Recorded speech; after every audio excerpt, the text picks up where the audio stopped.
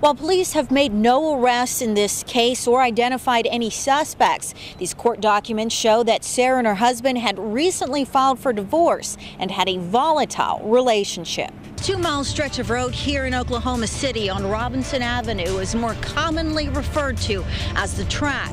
It's a notorious stretch of road in Oklahoma known for its seedy crimes, including prostitution, pimping, pandering, and even human trafficking. And while less girls are seen working these streets these days in comparison to just 2 years ago, we're told much of that is only because the business has evolved. OBN's Human Trafficking Division was first assembled in 2012 here at the agency's headquarters in Oklahoma City. Here, 7 agents assigned to the division have often worked alongside multiple surrounding agencies. Together, they've helped make hundreds of arrests, putting pimps and johns behind bars. Take a look at this evidence room. It's filled with illegal drugs like marijuana, meth, and even cocaine. All of it taken off the streets of Oklahoma.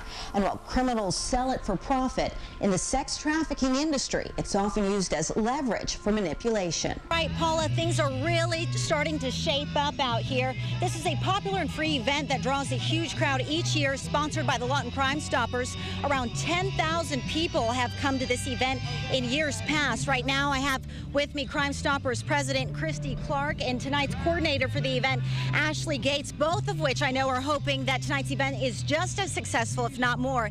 Now, Christy, tell me why the success of this event is so important and what it says about our community. Who've attended this event in years past, they're going to notice some changes, one of which includes where we are tonight. Now, Ashley, tell me about some of the factors. Now, guys, before I throw it back to you, Paula, in the studio, I just want to encourage everyone to come out tonight. The actual walk doesn't start until 8 o'clock, so you have plenty of time to get out here. Come out here, check out the bounce houses, check out the K9 demonstrations.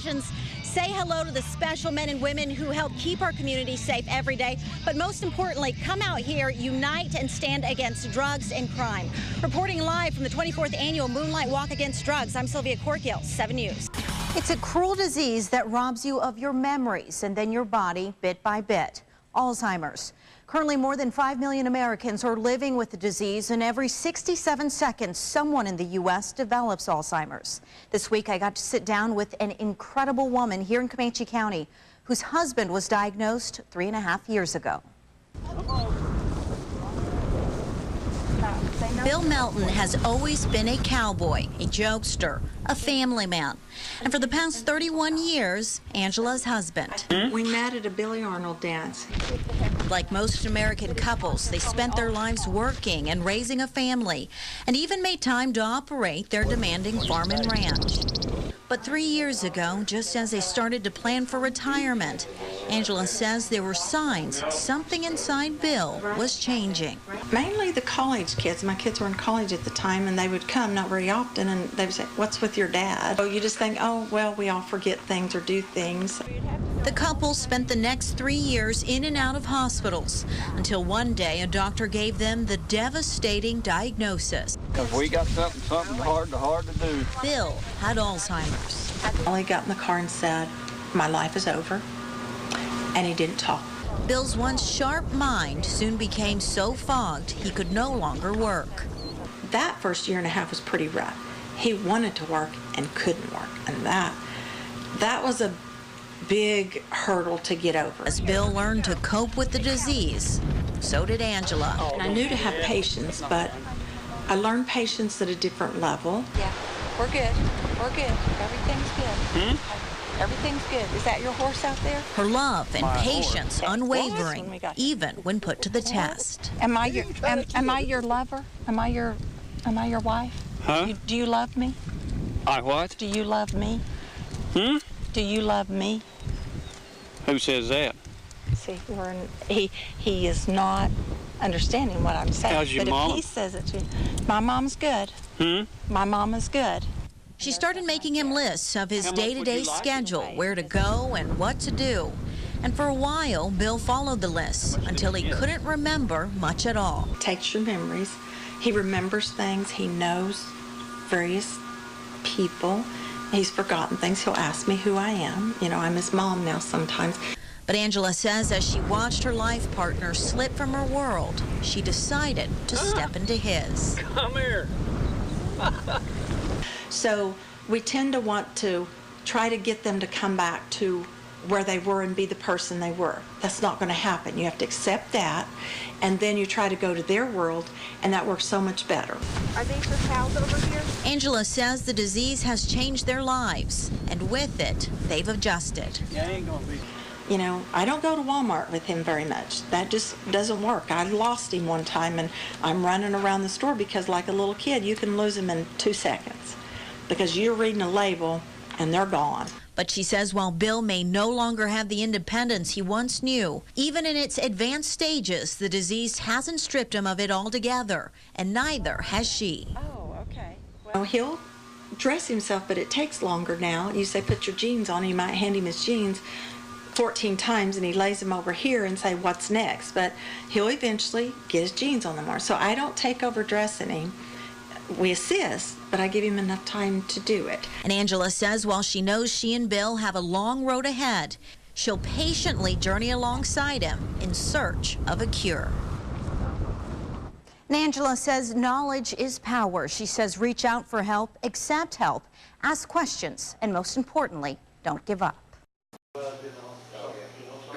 One by one, I just feel that he's being done wrong. supporters Because I think Ronnie Smith is the finest chief of police we've ever had in Lawton. came in by the droves throughout the day. When they came to work this morning at 8 o'clock, there was already people waiting to get in to sign it. Dr. Louis Reyna When I read the article, I said, whoa, whoa, whoa, whoa, whoa, whoa, whoa. not only came to sign Smith's petition, Thank you for starting. Hey, I appreciate that. but to also get copies to place in his own office. After all these years of service, for one incident, even if there's a question as to how proper his behavior was in regards to this event, you just cannot throw away everything else that he has done and throw him out. I think that if there was any impropriety, that should be dealt with, but certainly not. I don't think it warrants the degree of punishment has been rendered upon him. Hodges, Reyna, and other supporters hope the stack of signatures and Facebook page And the name of the Facebook page is Bring Chief Ronnie Smith Back to Lawton. will speak to the city. If they are voted in by the city and by the citizens, I would think that they would have to take that into consideration. I think they should take the whole man and his career as a whole and put this business at hand in perspective. It seems to me that it hasn't been. I want to be part of getting him back on that police force. After nearly 3 years in court, 2 mistrials, and a manhunt, jury members spent less than 4 hours determining the fate of Charles Dyer. Guilty verdict. Guilty. And guilty is exactly what the mother of the little girl and grandparents said they had hoped for all along.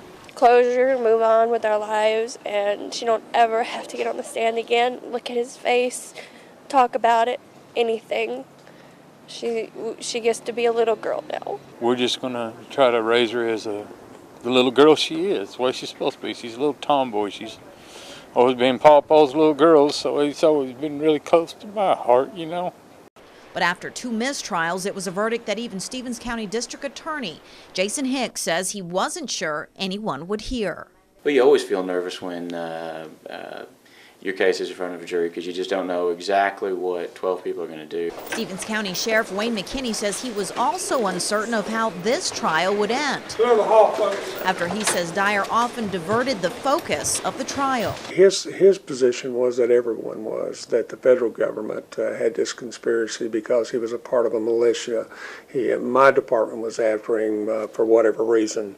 That law enforcement in general, the district attorney's office was after him. We didn't just pick Charles Dyer out of all the people that live in Stevens County and decide to file charges on him. This came from a report of a sexual abuse to a small child. When it was investigated, the evidence was pointing to him, and he was arrested for it, and now he's had his day in court. Even though a guilty verdict was something several people hoped to hear, others, including Dyer, were left with little to say. Charles, do you have any comment? Anything you want to say? I was sitting in the front row when the verdict was read and looked at Dyer, and he had his head down, very, very passive.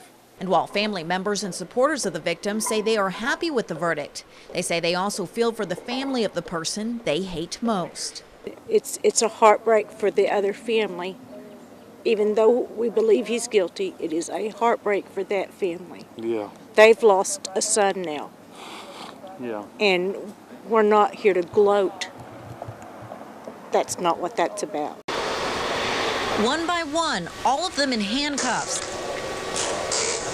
The suspects trekked in to be booked, and it was early before sunrise. So a lot of them were still in their night clothes when we gave them the wake-up call this morning. Needless to say, these guys weren't happy about their arrests or our cameras. Hope you're having fun, man. News here too? But Stevens County District Attorney Jason Hicks Let's go get them. says these suspected drug dealers only have themselves to blame. These arrests are not simple possession arrests. They are distribution arrests. There was one surprise arrest, this man Stephen Gandy, a Duncan bail bondsman. He was bonding out of jail were some of the very people that he was supplying the methamphetamine to. And Hicks says that should come as no surprise to anyone. You know, it runs the gamut from the top of the economic ladder all the way down to the bottom, and we've arrested everybody. Though they may come from several different walks of life, officials say one thing today's arrestees have in common is the way they've been affected by drugs. Yeah, I've seen people come through our jail that is on meth, and it's a heartbreaking sight to see what would be a beautiful lady that's on meth, what it's done to her body and doing to her life. They'll fight with officers, they'll fight with others, they lose weight, they pretty much lose their mind. Officials say they have no choice but to crack down on anyone caught using or selling drugs. As soon as we get these folks off the streets, there will be more that take their place. And they'll be ready. Everybody can take notice that we're going to be out looking for them. I have zero sympathy for them and zero tolerance for the drug problem that we see not only in our county but throughout the state of Oklahoma. It's a terrible epidemic right now. Officials say this drug raid focused on the sale of methamphetamine, a drug that's had a resurgence in popularity in Oklahoma. For 7 News, I'm Sylvia Corkill.